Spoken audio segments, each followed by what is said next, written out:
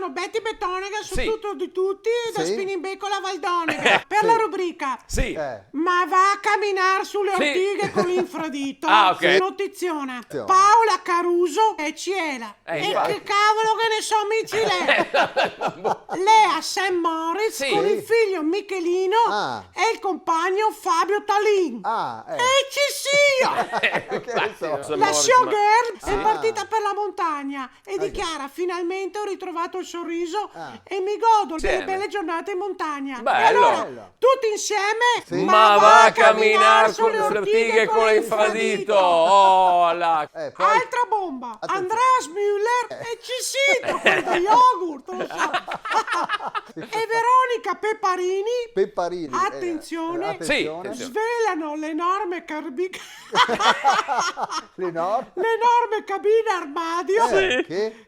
avranno nella casa nuova. No. Però, Il danzatore 29enne Sì. e la coreografa 54enne però. e un toy boy mostrano il progetto e sono entusiasti di come verrà. E allora io direi tutti insieme e e con tutta la voce che avete, ma va a camminare sulle ortighe con l'infradito. Oh, là, così. invece per la rubrica farò una fatica a persona.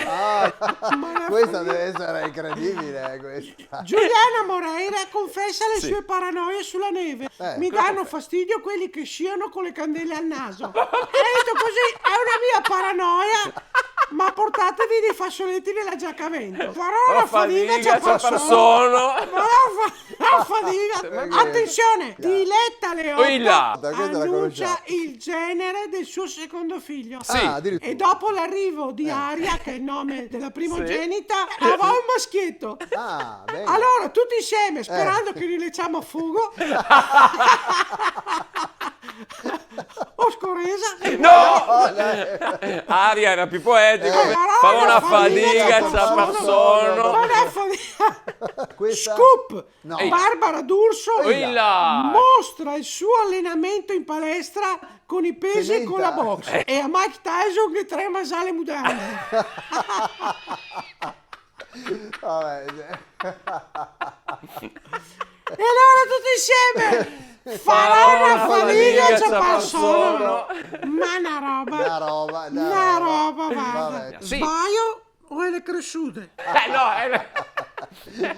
Sarà che sono in quel periodo. no, ma è un